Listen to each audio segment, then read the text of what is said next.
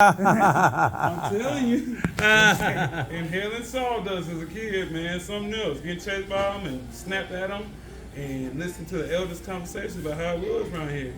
So when I see guys like you give me a hope because you remind me of my granddad and them. Yeah. Yeah.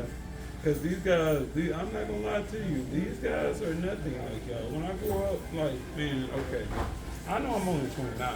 I know I'm only 29. But growing up, looking at y'all go to work every damn day, then looking at the boys I was raising during that time frame, and then getting beat up by the said boys, and then getting my ass whooped by the grown man, it made me for real look up to y'all because I'm like, this is a bad man. Now I look up and was like, damn, what happened to y'all? Y'all done got old on me, and I'm like, damn it. And I was like, where's the badass? But they usually carry it at Walmart. Everything all right, y'all? Oh, yeah. Yeah. Okay. I apologize if we didn't have No, that. you're okay. No, that's good. I've gotten a call on Snapchat, but not. I mean, I can order it, like, I can order it from Sephora or, like, from Herbalife's website. Oh, I can Usually tell. Usually they carry, it's like one of the few things they carry salon brand stuff, like, at Walmart. They don't have it here, so it's straight. But I'm also not just living here, so. Fair enough. So not your fault. I just don't want to pay money for something and buy something that's not gonna And they're gonna work. When I understand. When I know the one thing that does. No worries. I understand. Well, I'm impatient, but I'm patient enough to wait to make well- sure it works, you know. I'm trying to get a word in edgewise. Most people are just taking over the conversation. Yes, I'm telling Most people wouldn't have been able to have lived through what I lived through, you. Oh no. falling off that building. Four stories. But much less been an invalid the rest of their lives, Yeah. either being in a wheelchair or something. You know. Or you got up and walked out there something. Y'all have a good day. Well, I just had this operation 2.5 months ago towards having my left ankle fused. My right ankle got fused in Campbell's Clinic in 1979 whenever I had the injury. So you a bad motherfucker. You've been walking around with that ankle since 1979. This bad son of a bitch. You sound like me. I'm gonna tell you what happened to me. What? Okay, I'm 29, right? Right. I'm a champion football player. When I say I played football for Henry County, I'm the first one to win. I am the stud champion. I am Wow. the stud linebacker for Wow. Henry County when we won the first championship. Wow. Well, Brandon took a 1v1 versus a transportation van. You know those Northwest transportation vans? Well, apparently one summer before I was supposed to go to football camp in Memphis, I guess I must have wanted a 1v1 with the van and won. Long story short, I went to sleep at my granny's house at 3 o'clock because I was walking home from a girl's house. Went to sleep, woke up in the emergency room. Wow. That's all I knew. What happened to you? Apparently a woman in no transportation bus ran me over and left me in this August sun. Wow. Yep, I was a mean son of a bitch, walked up out that damn hospital with nothing but the insides of my hand, I can see the tendons. I can see this was I that see the big. scars. This white meat, my toes, I'm looking at the insides and the bones of my toes. I'm looking at the I'm looking at the cheekbone of my face. This was basically the inside of my damn cheek was just, I can do that, you can see my Had toes. they even sewed you up? No. I just, And then, just ripped and it. then woke up and left. Yeah. Don't make no sense. The only thing I think could help me was my grandmama was a praying woman. That's the only thing. Right. That's about the only thing. Because I'm thinking what I found, you got ran over by a transportation bus. And no telling how fast it was going. Then you was left bleeding out in the August sun during 2012. And if you remember that damn summer, that summer was hot. In the hottest month of the year. Oh, We've had some hot years here lately. I'll take your dick. Oh, yeah, I took your ponytail. Hold it. Okay. All I do is take your ends. That's all. Right here, you see all this right here? I'm gonna get that. You see that? That's part Or of is this. that part of my ponytail? That's part of your ponytail. I left it there on purpose because I didn't know if it was. So I Okay. made sure not to cut it just in case. Okay. God bless. I can do a ponytail. Where's shit? Show me how you do your ponytail. All right, where you at? Right here. And I'll line you up with 2 lines and get you clean. Oh, I was scared to pull your hair tight. That's all. This man done fell off a building. That is not gonna hurt him. Well, I had another black friend. He was a real good friend of mine. And him and his family took on an assignment that was going to take my autobiography that I had on paper and translate it and put it on typo form to where it was proper spelling, proper grammar. Yes, sir. He had 3 little girls, and he felt like that would be a good project for them. And once he got involved in doing that, something spooked him to the degree that he started calling me Superman. Oh, I know it is. And I explained to him, I said, man, there's nothing super about me. I said, I'm just a regular human being just like anybody else. I said, now the God that I serve is super. There you go. There God it I serve is super, There it but it ain't got nothing to do with me. is. There it is. Anyways, that didn't work out. And about 7, 8 years later, I wound up coming back to Northwest Tennessee, and I hooked back up with him. And I was explaining to him what I wanted to do out there on my property, me and my brother. And I was lacking a ladder, and he said to go ahead and borrow his ladder. But his wife, about a month later, got antsy about the ladder and demanding for the ladder to come back.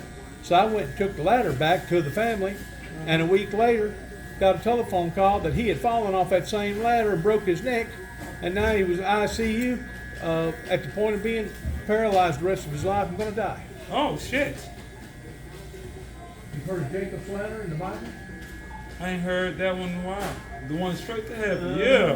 That's the first thing I thought of. I thought to myself, yep, Brother Green, he done got on Jacob's ladder, and he's fixing to go to heaven without me. But now I've had some close encounters, man. Whenever I was 2 weeks old, I was supposed to have died. I had a polycystic kidney. Holy fuck! Excuse my language. I'm sorry. And I had to have a kidney removed at the age of 2 weeks old. My parents didn't even think I was going to live, so they didn't want to take me home, get too affectionate with me. Then at the age of 4, stuck the key in the electrical socket. Fuse box blew up downstairs, caught the house on fire, almost electrocuted me to death. Walked around with the impression of keys in my hand for probably about 2 months and the taste of copper in my mouth. Never forget it. Never forget it. Moved out of Antioch, Illinois, up around where Al Capone used to live. Al Capone. Come down here to Tennessee. Then a multitude of accidents started happening. Yes, sir. Fell out, picked up truck going to the hayfield doing about 60 miles an hour. Hit the bed. And he's still living, boys and girls. Hit the concrete. Hit the asphalt and turned somersaults. Broke my left collarbone. Broke my left arm. Put me in a coma for about 3 days. I didn't know if I was going to live through that or not. Amen. Then had tonsils removed. And the doctor that took the tonsils out didn't sew them up properly, and they busted loose. And the next thing you know, they had to go back and sew me back up. Okay. That's a bad man. Check yourself out. So I got a bad man in my chair.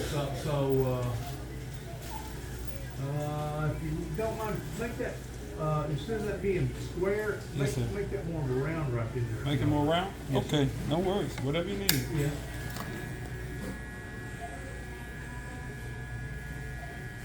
In total, I've been poisoned twice. Poison. Oh, Lord. Once by the United States government, another time by Olive Garden. Okay. Poisoned to the degree that I had to be hospitalized. Okay, then that's serious business. Yeah. One time I was up in the woods and I got ate up by chiggers. Okay. Got Lyme disease. Oh, yeah, that's nasty. No, I believe Had to go to the emergency room over that. In total, I've had 3 tractor accidents. Check that out. My brother, he got killed on an 806 International tractor. Shit. Going to get me. When I had 54 chickens at the age of 14, he run directly into the side of the tractor, doing about 70 miles an hour. He didn't have a helmet on. Nothing. That's a And, cat. and he hit the side of that tractor, and basically we had to make a family decision for the pulling the plug. About 4 days later, got a next. Yes, sir. I was fortunate. Yes, sir. But then I fell off that building in 1979, which was bad. That was a bad deal, you know. That's flooding and water. Yeah. But then I had another ordeal happen to me, man.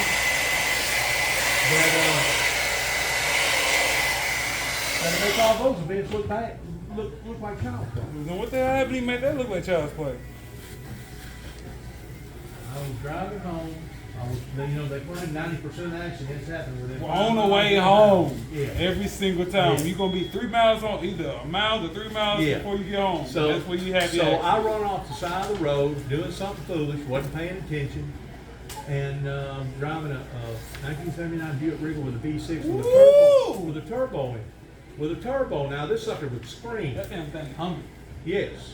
And now I done wrecked this vehicle, didn't have a lick of insurance, didn't have no driver's license. I get out of the vehicle and I look up into the heavens because my vehicle is totaled out, smoke flying out of it. Yeah, fumes, everything. I mean, it was gone. And I looked up into heaven and I said, God, you have cursed me.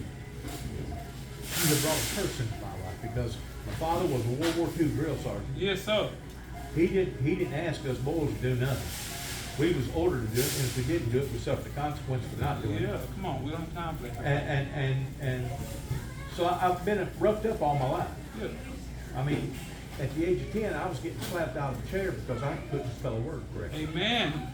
Yeah, that made my hands ache. I remember. Hey, at the age of about 10, my two brothers come in late, and my dad went to the back porch and dragged up a flat ground extension cord and beat them like beating horses to the point that he had to keep them in the house for over a week because he was afraid that somebody turning him.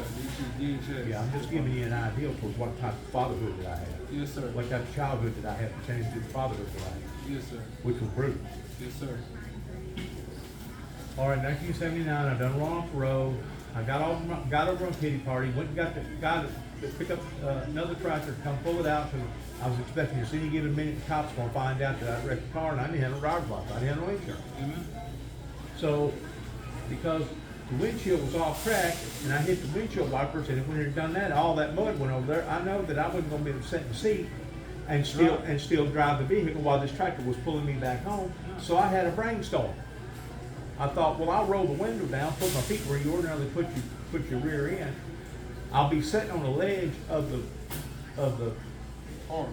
window with my arm up here on top of the car by the grip rail, and my left arm swinging back into the car, guiding the steering wheel, and here we go down the road doing about 17, 25 mile an hour. Well, I was doing just fine until the car started rolling faster than the tractor. And I didn't notice it quick enough because the chain was short. And about that time, the knobby tires on the tractor caught the bumper and raised the whole vehicle up in less than a split second. We jacked up in the air. It jacked up in the air. The boy that was on the tractor, it scraped the back of his back to the point that it almost done damage to him, but luckily he was a small guy and he hit the brakes on the tractor. By the time he hit the brakes on the tractor, the vehicle had done already went up into a 45, and now gravity's taking over and it's fixing to go straight back down. Where's stupid dumb me at? Oh, I'm out here hanging out the window like this. Yes. Yes. They claim that whenever you're fixing to die, your whole life will pass in front of you. You'll see everything that you have done, everything that you didn't do, and everything that you wanted to do in less than a split second. And it did. Okay, so this is And real. it did. Okay. The very God that I was cursing 35, 40 minutes before that because of thinking that God had cursed me, I cry out to God because I know that I was fixing to meet the widow maggot. Yeah, you have. So I know this is real. All of a sudden, two hands miraculously grabbed both of my wrists that was cold in contact. Just as cold as death. Both wrists. The Spirit of God entered into my body just about the time that I felt the asphalt hit the back of my back, and I looked up at this 4,000-pound automobile that come crashing down on top of my torso that should have cut me completely in half. And I seen metal bending around my body that is scientifically impossible. to do. So I know you're not going to shit to me, sir. I know you telling me the whole All right, the truth. boy on the tractor jumps off the tractor. The car's now sitting up on the side like that. I'm pinned up underneath the car, where you can go to the other side and see all the undercarriage. He pushes the car up enough that I take my own strength and I come out from underneath the car. He looks at me, he said, "Are you hurt?" I said, "Yes, call an ambulance." Well, they call an ambulance. Well, I'm way out in the middle of Timbuktu and I'm in the middle of the country, so it probably took at least 30 to 45 minutes for the ambulance to get there. By the time the ambulance got there, I was already knocked out. Well, they looked at me, they said, "Well, he don't have no lacerations." don't feel like none of his bones is broken. We're gonna go ahead and take him on in to make sure he's all right. Just for, just Protocol, because yeah, protocol. because it's protocol. On the way to Martin, to the volunteer hospital, I flatlined. By the time they got me in the emergency room, my blood pressure was 0. That means nothing's wrong. My veins had already sucked up like a water hose to the point that they couldn't find none of them. They couldn't find none of my veins in my arms. They was gone. So they had cut up above my right ankle right here and cut about a laceration, about 3-inch laceration right there, deep enough to start pumping blood back up to my leg. I woke up about 45 minutes later, laying on the gurney, looking at a doctor from India that I'd never seen in my entire life. He said, "Sir, we almost lost you." I said, "I'm aware of that." He said, "You got problems in here." He said, "We're gonna have to go in and operate on you. You may not make it. If you got anything that you want to settle with God before you have this operation, you may want to think about doing it." And I know what he was talking about. They had to go in, they cut me open from stem to stern. Yes, sir. 64 staples, 2-inch staples. Open me up, take all my intestines, lay it out on a bucket somewhere, and then go in and physically find out what was wrong with me toward me losing all that blood. And what it was, all that pressure had basically busted my spleen. Oh, that makes sense. Yes. So he had to go in and remove my spleen. Well, while he was in there, he went ahead and removed my appendix because my appendix was still in there. Well, my one kidney had already been taken out. So he puts the intestines back up into me and staples me up. And I woke up about 6.5 hours later knowing that it was only by the hand of God that I was still here. Mm-hmm. Now it was up to me to determine what that purpose was. Why God did you save my life? Well, I'd already heard about this individual that had these remarkable powers overseas that these 7 missionaries went to, that he could literally point his finger at a black book and say, "Die," and the bird would fly out of the sky and hit the ground. He did it. He took wood and debris and put it all in the middle of the field and dug a big trench and put water in the trench and put water all over the debris and done his little seance, and the next thing you know, fire come down from heaven and consumed the wood and burn it up in front of these priests. Before it was all said and done with, he went and got a dead corpse. And he done his little seance over this dead corpse, and this dead corpse sits up screaming and hollering, "I'm in hell, I'm in hell, help me, I'm in hell, I'm in hell." And the man would wave his hand and the corpse would lay back down dead again. When it was all said and done with, these missionaries said, they all got in a huddle, said, "Well, these powers, they're not powers of God, they're powers of evil." So they asked him, "Sir, are you the Antichrist?" And he said, "No, I am not the actual Antichrist, but I am a follower of his." Now, this information was given to me in 1972, somewhere around 72, 73, in an Assembly-God church in the middle of Cydonia. So naturally, whenever that accident happened, first thing I thought of, God has chosen me to stand in front of this Antichrist. And because my brother got killed and we thought enough of him to put a crossbow on his headstone, and then a few years later my dad traded the crossbow for a guitar, which was considered a family heirloom that he never should have done. I put 2 and 2 together about the Antichrist, about the crossbow, and my version of that was, before the poison arrow struck the flesh of my skin, that I was going to vanish, disappear, that every molecule of my body was going to instantaneously be changed in the twinkling of an eye, and every saint here upon the planet was going to be changed, and that was whenever the Lord was going to come back at the second coming, and the dead in Christ was going to rise, and those who were alive and remained should be caught up to be with the Lord, and that was whenever the rapture was going to take place. I didn't do enough study, because in order for me to actually meet the Antichrist, that means that I'm going to have to miss out on the rapture. So I go home, still with my dad, because I didn't have nowhere to live at that time. My mother and him went through a bad divorce. And he gets to flying in on me about everything, which was, very inconsiderate, considering that I was a patient.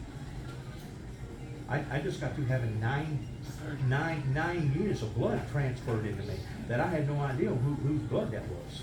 No. Well, I get a telephone call that the doctor saved my life, took his own. And this is the second time when I heard about this. This was a well-known doctor. This was a doctor from India that his parents had already done spend like $2 million on his training. Just so happens he was in Martin doing the intern thing before they actually get transferred to a major hospital. He was excellent. He was excellent. That's the second time I heard about this Indian doctor. I can't remember the first time, but once you said him, second time.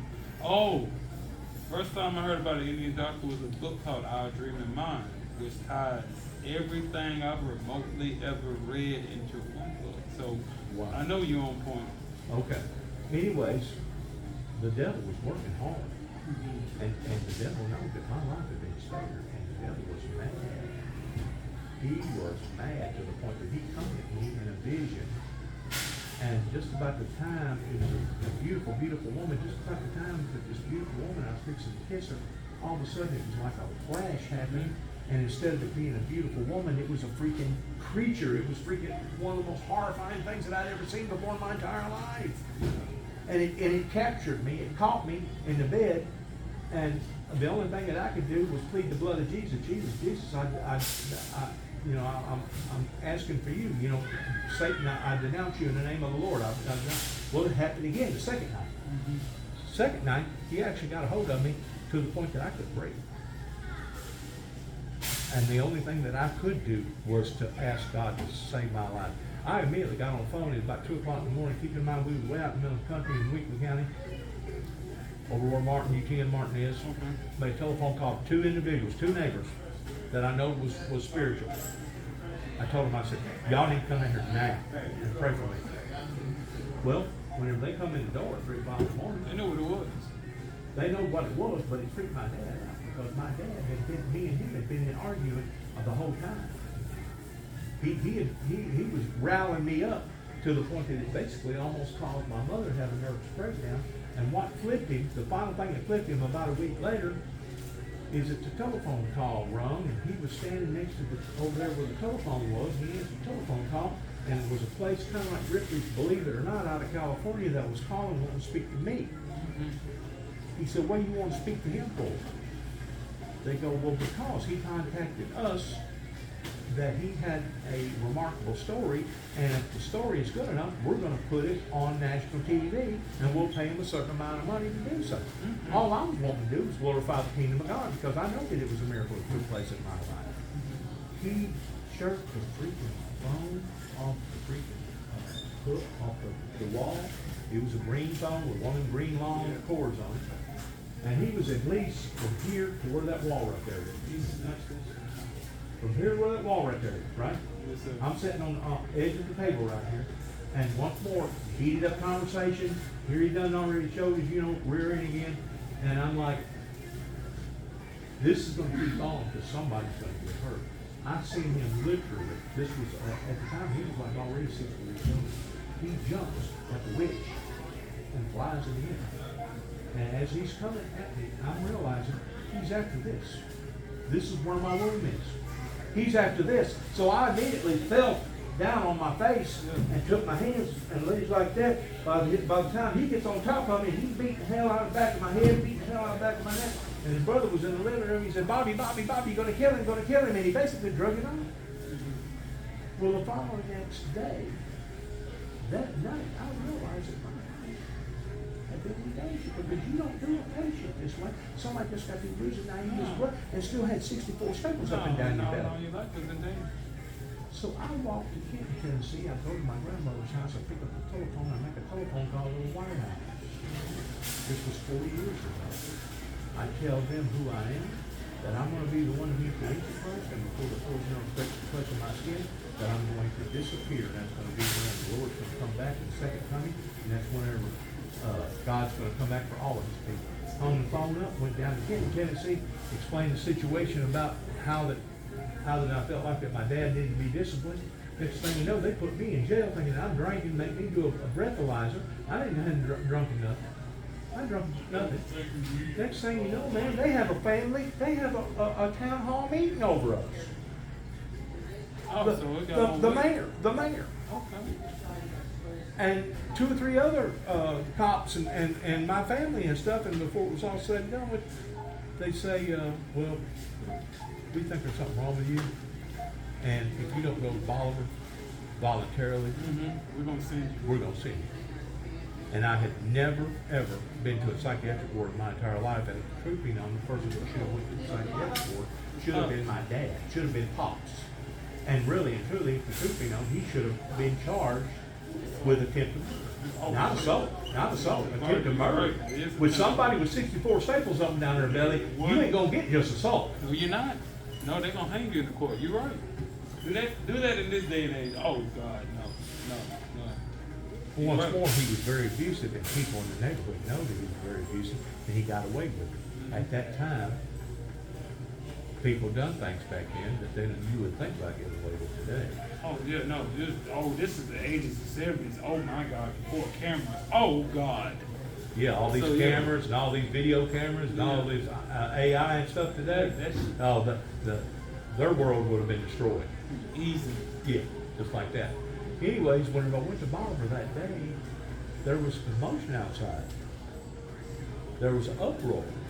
The people had found out about what I had said, and Homeland Security got involved because of the telephone call made to the White House.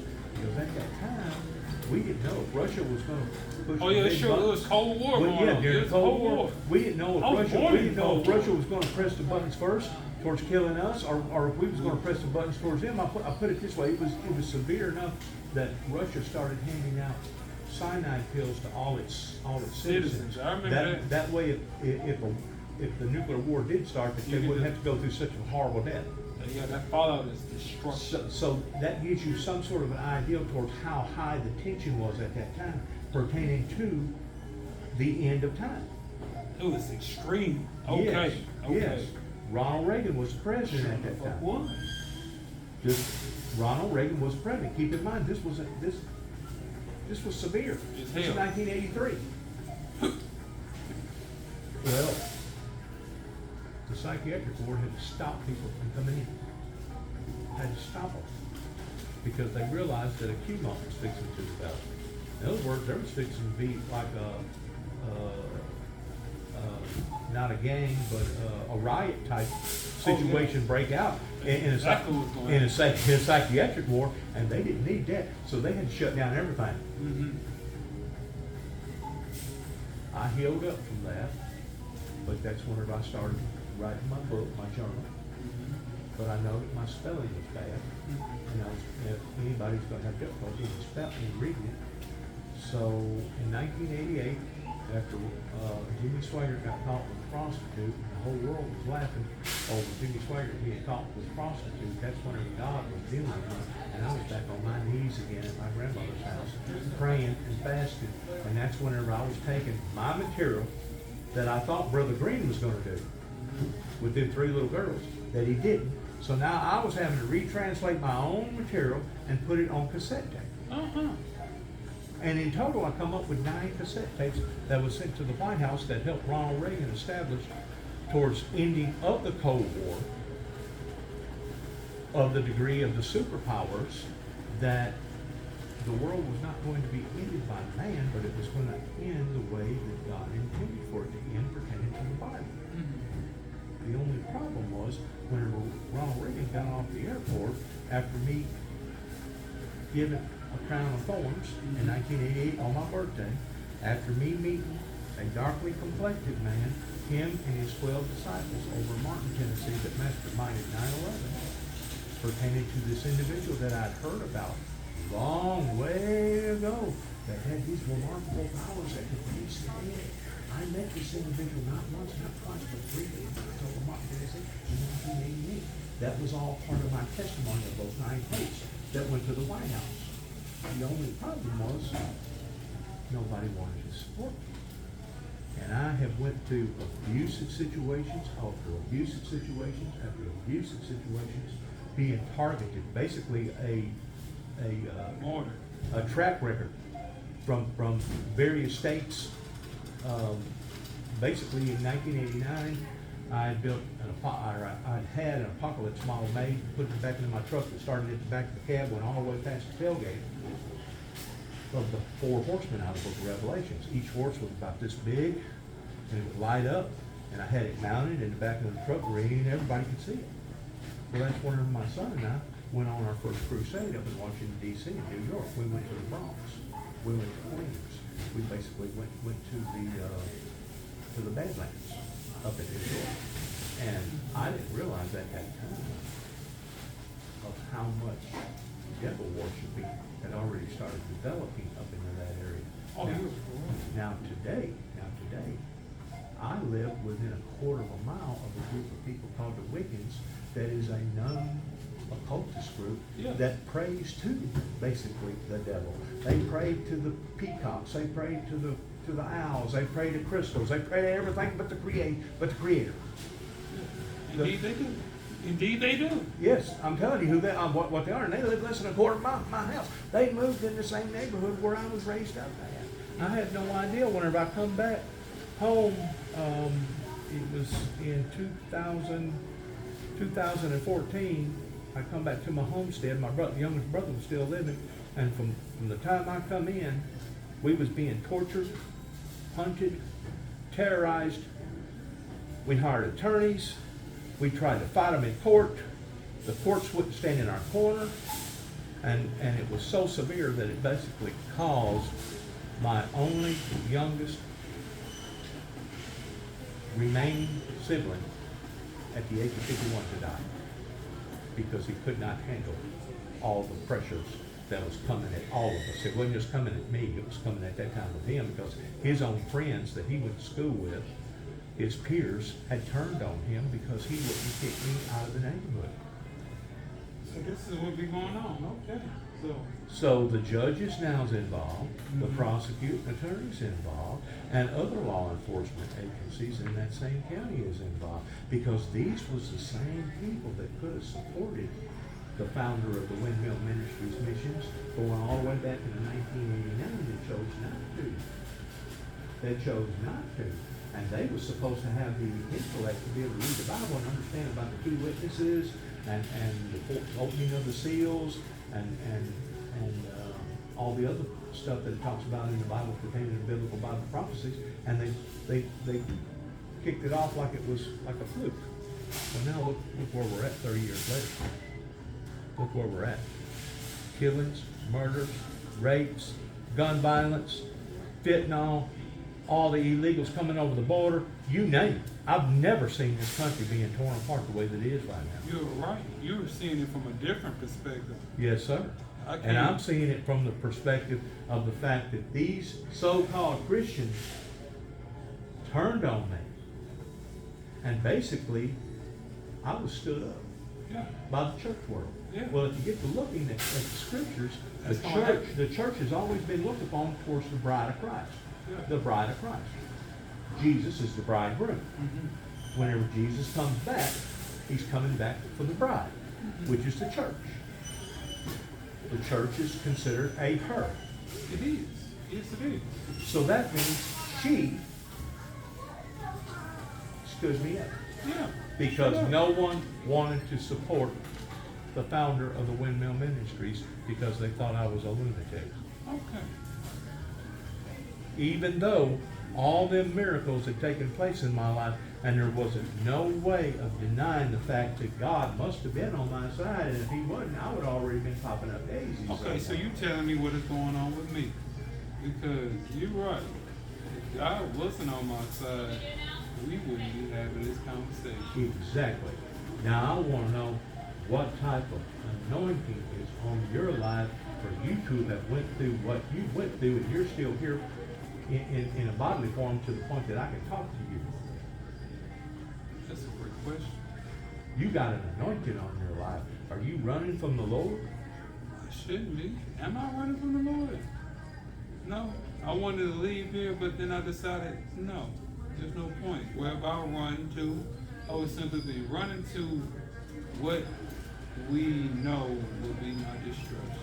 Because this guy right here, for example, I get paid $7.25 My first 5 years I worked this job was nothing more than a crucible at life. When I say I would have to get up and go to a barbershop to be around people who I know didn't like me, I can tell you've been roughed up. like, I can tell you've been roughed up. it's just, I feel it within my spirit. You've been roughed up. yeah, you right on the money.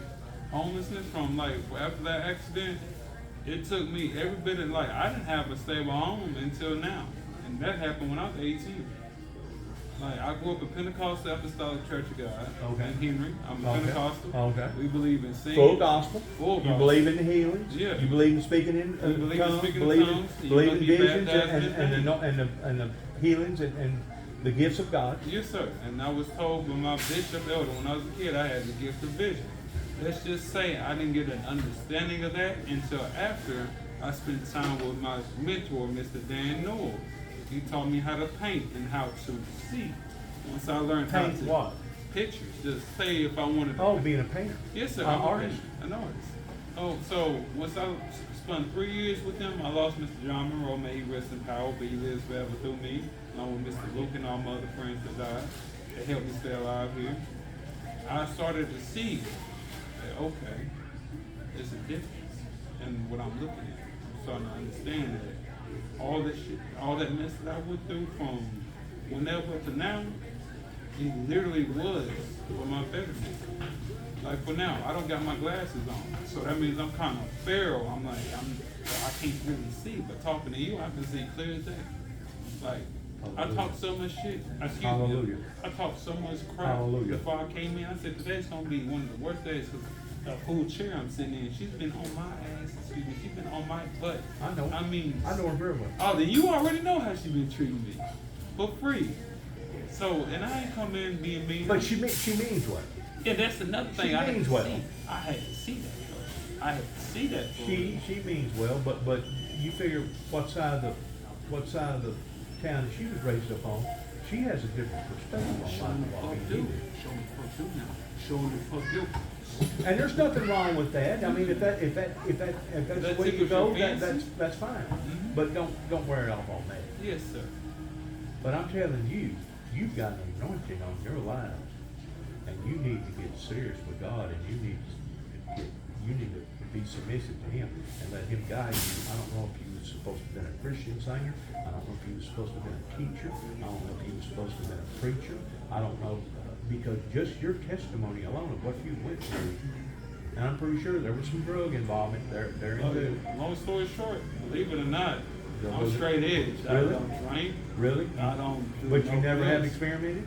No, never done nothing Good with for you. cocaine, never done nothing with anything, Good for any you. heroin. No, the only stories I got and on me is literally from my accident. You know, you could have gotten a lawsuit out of that. You wanna know how much the state of Henry County told me I was worth?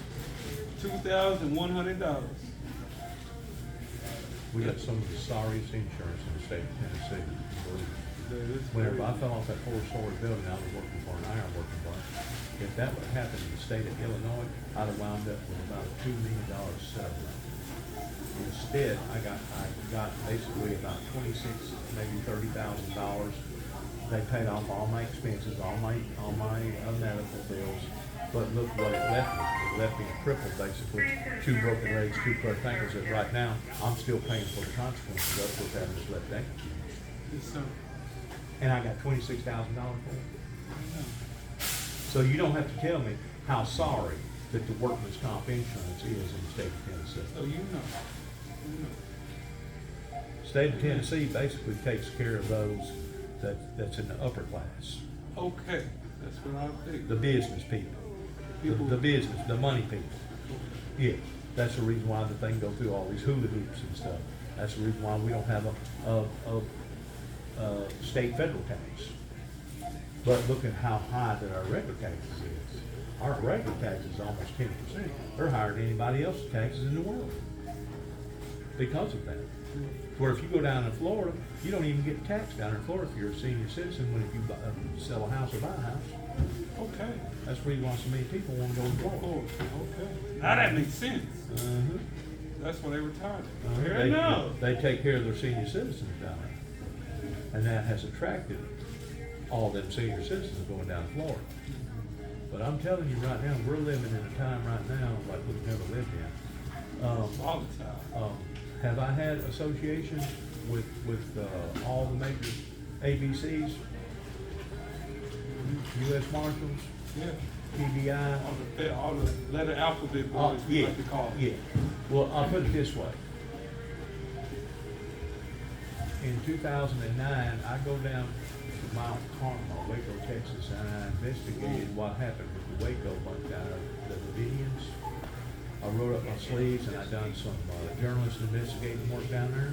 And then whenever I got through down there, I went to Oklahoma City, Oklahoma, and done the same thing up there pertaining to the Oklahoma bombing. Yes. You know what they done to What me? they do to you? You know what they done to me? Bring your ass out of town, didn't they? Basically, if somebody puts a bomb in the back of your pickup truck Oh, you know what that means? activates it on national TV and blows the camper shell almost off of the vehicle, blows the windows out of it, and then turns around and not pays you for the damage that they've done, and besides that, scoring me all over TV for trying to promote me as me being a could-be, would-be, potential another Timothy McVeigh, huh? Like I told you earlier, there's a pattern in my life to where I can see where certain people have deliberately come at me towards wanting to destroy me. Okay. So you And a can person see. can destroy you and never touch you. Did you know that? Yeah, I know that. I Never lay a finger not on even know you. who's sending it to you, but I can feel it. Like, Yes, sir. That's another thing that, like, for example, I didn't have my glasses. I know due to how I have to be consistent with everything I do due to the way I live, I learned something. If I set something out of place and it's not there, or if I'm literally doing something and this ain't right, that means, hey, I'm being misguided by myself, hey, or something that's trying to keep my attention. In 1991, I was coming out of Kentucky, Clinton, Kentucky, driving a brand new Dodge truck, extended cab. Two people was racing. One of them was in a Camaro. Just so happened some people in front of me just got through hitting a deer, and they was out there looking around for trying to figure out what all that was damaged. About that time, this one girl lost control. She hits me in the rear end to the point it knocks me over in bank, and I go end over end over end. So now they take me to Lewis Hospital in Paducah, Kentucky. I'm up in Paducah, Kentucky, looking at TV. Just about the time whenever Desert Storm and Desert Shield broke out. And I'm looking at all these freaking bombs and all these freaking networks recording and everything pertaining to the Iraqi war, Saddam Hussein. Yes. About a month later, I hook up, I'm heading to Washington, D.C. to basically unravel or open up a can of worms pertaining to how Washington, D.C. went to war with the wrong people. Yes. I had 2 state troopers stop me in Ohio. In Ohio? Okay. In Ohio, and where I messed up at is because I had my car so decorated, I actually wound up in a parade in Indianapolis, Indiana 3 days before that. I struck a nerve. Somebody looked at that car and said, "This is out of order. This is This don't, this don't look normal." This ain't, no, go follow me. I had 2 Ohio state troopers pull me over, looked at my automobile, and told me exactly who I was, where I'd been, and where I was heading, and said, "You will not make it to your destination, Mr. Jackson. If you got any sense at all, you will turn this automobile around and head back to Tennessee." Handed me a ticket and never signed it. 30 minutes later, I'm pulling off the road in an area pretty close to Wheeling, West Virginia, calling my wife, explaining to her what's going on, because I was on my way to Washington, D.C. Yeah. That night, I had 2 Secret Service agents kick my door down in a hotel that I was staying in. In the meantime, I'm talking to a 911 dispatcher with a little mini cassette tape player going that you can hear everything that he's saying and everything that I'm saying. And they kept kicking and kicking and kicking until they finally got the door broken open and then apprehended me, threw me down on the floor. So now I'm in Wheeling, West Virginia jail for probably about 10 days. They had an arraignment on me. Just so happens my wife at the time and my brother, my younger brother, the one that died, come up there in my defense. The 911 dispatcher was a witness that gets up there because they basically charged me for being an assassin. that I was on my way to Washington D.C. to assassinate George Walker Bush's life, and that's not what my intentions was at all. So this 911 dispatcher gets up there and he plays his little recording, and he says his little spiel, and then my attorney gets up there and plays the exact same thing off of my mini cassette tape player, and it was word for word, verbatim. Everything was exactly the same. And my attorney goes, "Where's the threat? You said that Mr. Jackson made a threat while he was talking to you, that he was on his way to take out George Walker Bush. That's what you said, sir. Where is it? Where's the proof at?" He looked at the judge and said, "Well, Your Honor, it must have been a failure of equipment." Did you know what that cost me? How much that cost you? That cost me about 6 months of my life, because I was ordered to go do an evaluation for this, an evaluation for that, and neither one of them could be done consistently of one another. And when it was all said and done with, I left Wheeling, West Virginia on a private jet with a pilot and a co-pilot, a nurse, and 2 Secret Service agents. And whenever we took off, I promise you, I went back into the seat, I know 6 inches, going straight up, probably pulling about 3 G's. Shit. And Okay. whenever we straightened out, I could see farm after farm, river after river. And I asked the pilot, I said, "How fast are we going?" He said, "We're going just a little under Mach 1. We're doing just about 700 miles an hour." Mach 1 is something like 726 or Yes, I something was like just that. gonna say that. Yeah. So it took me an hour. That should have took a 12-hour trip on an automobile. It took us an hour to go from Wheeling, West Virginia to Butler, North Carolina, and that's where I stayed for about the next 4 or 5 months being evaluated by the United States government. Oh, so you the real deal. Okay. The real deal. That ain't the first time. Or that, let me put it this way. That was the first time, but that's not the only time that I've been evaluated by the United States government.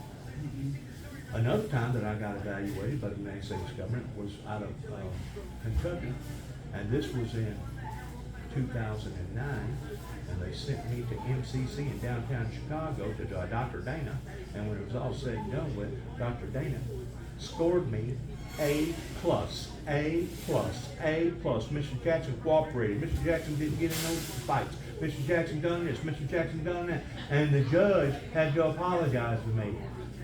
He said, out of all the people that I've ever had in front of me, he said, "You're the first one that I'm gonna make an apology to." Because they was actually going to put a felony on my life because I made a comment being recorded on a phone up in LBL, Man Between the Lakes, that I was going to go to war with this individual, this darkly complected individual that I'd heard about that had these remarkable powers, and that he was going to take my life or I was going to take his in a duel pertaining to the doomsday duel that it talks about in the 2 witnesses coming together in the Bible. Yeah. And they was actually going to charge me for a Class C felony because why? Because that's considered premeditated murder, Mr. Jackson. It is. Well, guess what? It is. I thought that was why Dick Cheney and Bush over Desert Storm and Desert Shield was going over there to destabilize country over there that was already destabilized. They wanted to stabilize it and go after the axis of evil.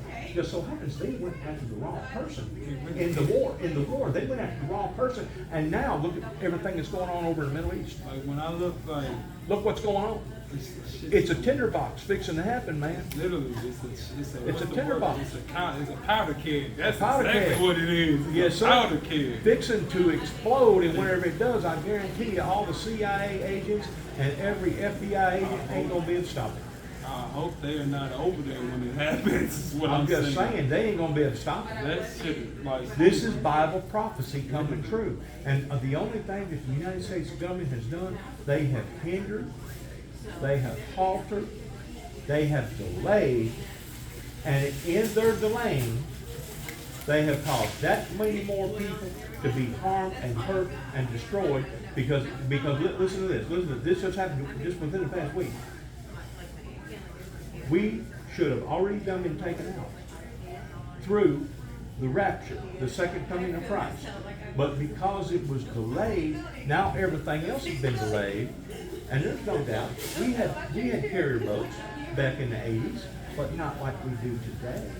Those bridges that they built didn't have the ability to protect themselves. Whenever one column goes down, the whole bridge falls. Well, they didn't bank it up. They didn't put embankment around those columns because of the big carriers now that's about 3 times more bigger than what it was in the 80s. And now we're seeing how behind that America has actually become because of the delays. Oh shit. Not counting all the gun violence, not counting all the drug violence, not counting everything else. Hey, in 1986, that group of people that I was talking about, homeowners, they become a tax exempt. No religion, the same as Presbyterian, Church of Christ, Baptist, or anybody else. Just like all these other religions. Yes, and that's the reason why we've seen all this paranormal stuff on TV. That makes sense. Yes, sir. It's grown. It's intensified. That makes, hold on, Yes. whoa, you starting to hit home. You got my hair standing up because you couldn't possibly know the life that I live, but you will understand what I done seen by looking in my eyes. It's like this, right when you said the paranoia activities kicked up, it's like, I know everything works for God. I know no matter whatever happens, I know it all has to work for God. That's who is above us. But the fact of the matter is this, the things that I see, like for example, there's a crystal shop that I went to. She basically make claims to work magic. I'm sitting here from the boonies. I done watched the lady who's sitting in a wheelchair. I've been this lady was in a wheelchair in the cane my whole life, my auntie Maddie. She was in a wheelchair. I got to about this age, and then she stopped using the wheelchair. She gave a testimony. She used the cane for the rest of her life after being in a wheelchair for most of my life. So I know I done seen some things I can't explain. But it's the fact that they do this in our face. Wow, born in 1994, if they would try this stuff in 2000. They'd arrest you. Or run them out of town. Yeah, literally. But now they're promoting it in the downtown. And like, it just blows my mind to see the difference. In 2014, I was down in Florida. And I got promoted by the Social Security Department for organization. And as many injuries as I've had. That should have been a given. Wait a minute, That was a given. But did you know that whenever I come back to Tennessee and my brother and I was struggling, did you know there was a group of people that tried to stop my ship?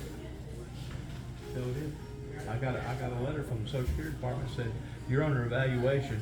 All that money that we gave you pertaining to your settlement, you may have to give back. Okay. About 4 months later, they sent it to Washington, D.C. and had it examined and said, there's no way that this man, it's a given. He should be an invalid, much less working for the next 35, 40 years, being self-employed or doing all body work, working on cars. So I got the green light back toward being disabled. But while I was in Florida, I was at the crossroads. I didn't know what God really wanted me to do. And I didn't know if he wanted me to go to Tennessee. I didn't know because I've been all over America. Literally all over America. Not as a truck driver just going through town, but literally going and staying with them, eating with them, worshiping with them. Okay. Yes, I was basically a storm chaser. Yeah. A storm chaser. That's what we are. We were running to the storm. Going to different places. And basically, Katrina's what I shot with my teeth on.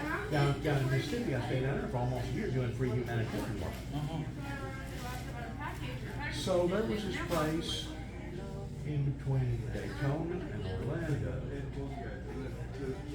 Because I was down there about a week before that doing some more free humanitarian work in a place called D-Land where a tornado hit out of the blue and killed about 30 people, tore them all to pieces. Anyways, while I was down there, I found out there was a place called Pasadena. There was a college that was considered the fourth highest place geographically in the state of Florida, but they taught people how to become warlocks and witches. What? Okay. Okay. Palm readers. Palm readers. Okay. Soothsayers. Yeah. Tarot card readers. Yeah. So before I left, I thought to myself, God, I know I probably shouldn't go down there, but I'm going to go down there anyways, and I'm just going to see what kind of experience that I get out of going down there. So I paid a 30-minute session for to have my basically fortune teller read. Okay.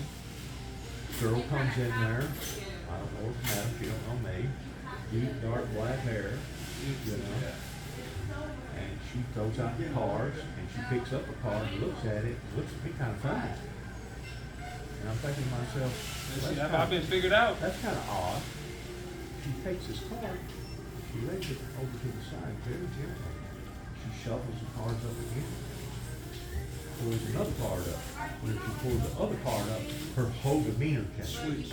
Her whole demeanor changes. And she's looking at me like, oh my God. She didn't say nothing. Once more, she took that card and she politely laid it on the table. She roughed up the cards again. The third time she pulled the card, she immediately pulled the card and slammed it down on the table and got up, started crying, and shut the door and walked back and sat down. And I looked at the woman and said, "Maybe what is wrong? If I said something to you that was inappropriate, if I did, I'll apologize." She said, "No, sir." She said, "I don't know who you are. I don't know what part of your life you've been a part of, but there's been nobody out of this institution that has pulled 3 death cards on the same person at the same time." She said, "They want you dead." They, as in the spirit world, the dark world. Yeah. The want other you- side. The other side. Yeah. They want you dead. And she verified that. She said, "Whatever you do, don't go north, don't go north." And of course, I'm down in Florida when she said, "Don't go north," because I was originally born north of Chicago. I'm thinking to myself, "Well, don't go north. Well, I ain't going to go back to Chicago. I ain't planning on going back to that area." From where she was talking about, go north, that was any part past Florida, and I went back to Tennessee and got physically attacked, and it cost me my last remaining sibling. Okay. They That's killed what she my was brother. telling me. They killed my brother in Weakley County, Tennessee. His own people that claimed that they cared about him Did it. did it. And my brother had a clean record. Clean record. What's so good? So it stands. My gang rules still apply. Gangland rules still apply. They ain't gonna get. They can't get you. They gonna get what's close to you. So gang rules. They're missing the target, though. See, Yeah. they're hitting everything but me. Uh-huh. Because in 1976, I lost a brother, and basically the whole family went through hell down there because of my dad having PTSD through World War II, and the community never did stand up for us. So basically, they was wanting my father's family to basically be desecrated. Just, They didn't care nothing about us down there, and it pretty well shows because of all the stuff that I went through. But I'm still living. I'm still talking. Even though I've had this operation, God is healing me. It's just a matter of time before I'm going to kick this freaking boot off, and I'm going to go to walking just like any other man. And I still am on my mission of standing back in front of an individual that I've already met in Martin, Tennessee, and telling this individual that the time has come for you to surrender and for you to put your material as well as your immaterial weapons down. okay. Down. Okay. In other words, I am one of God's messengers. You're a prophet of God. You hear And through the only begotten Son, Jesus Christ of Nazareth. And like I said, I don't know who you are, but you need to stop and evaluate your life of everything that I've told you, because I promise you, if you're running from God right now, or you're not being obedient to God right now, your life is miserable. And He'll make your life miserable, not because He hates you, but because He loves you. He's trying to get you, He's trying to line you up and get you where He wants you to be. And there's no doubt that the devil's been trying to take me ever since I've come into this world. At the age of 2 weeks, I had a polycystic kidney. My parents didn't even take me home because they was afraid that they'd get too attached to me. So I've been a fighter ever since I've come out of the womb, brother. Ever since I've come out of the womb, I've been fighting. my grandmama told me. Amen. But I feel like an orphan because I have pumped out not thousands, but hundreds of thousands of dollars worth of material and time to all the church world, and still to this day don't have no supporters. Still to this day don't have a congregation. Now they'll tell you, "Oh no, we don't hate Juby. We don't hate Juby." Well, if you didn't hate me, how come you didn't stand with me? Because Jesus said, "He who stands with me cannot be against me." Amen. And they've never stood with me. That's the- I'm talking about the people in Weekly County. I'm talking about the people up in Northwest Tennessee. I've spread out information probably in about 25 different counties in Tennessee. Not counting up toward Virginia, New York, Washington D.C. Not counting all these other areas that I put out. I put it this way: in 1989, when I first started becoming developed in the ministry for the first time, I opened up a station, a radio station, WEK in Union City, and I started preaching on Sunday morning. It was a slot. I think at the time it was something like $60 for a 30-minute slot. And depending upon what time frame it is, depending upon what money you're gonna pay. Well, I had kind of a mediocre spot, but I was still putting out my message. And about the third or fourth week, I go to work Monday morning, and my boss man comes to me. He says, "Dennis, I was asked to ask you a question." I go, "Okay, what's the question?"